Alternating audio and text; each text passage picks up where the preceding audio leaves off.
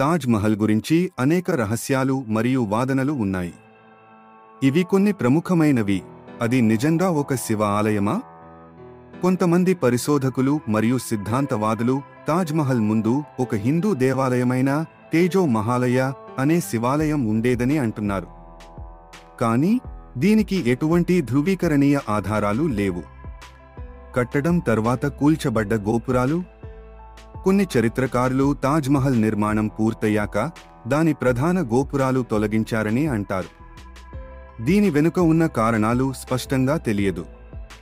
ముఘల్ చక్రవర్తి షాజహాన్ కారాగార జీవితం.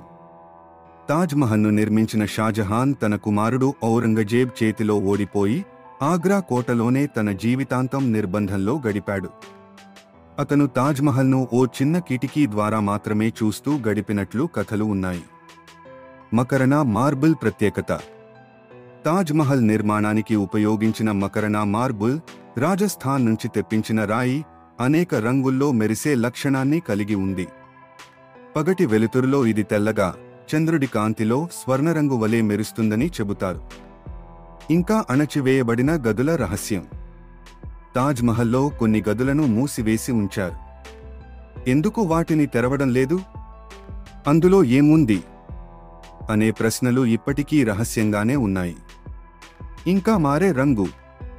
తాజ్ మహల్ ఉదయం, మధ్యాహ్నం, సాయంత్రం, రాత్రి అనే తేడాలో రంగు మారుతూ కనిపిస్తుంది. ఇది నిర్మాణ శైలిలో ఉన్న ప్రత్యేకతేనా లేక మార్బుల్లోని ఖనిజాల ప్రభావమా అనే విషయంపై ఇంకా పరిశోధనలు జరుగుతున్నాయి. తాజ్ మహల్ అందమైన ప్రేమ చిహ్నం మాత్రమే కాకుండా ఎన్నో రహస్యాలను దాచుకున్న చారిత్రక అద్భుతం కూడా.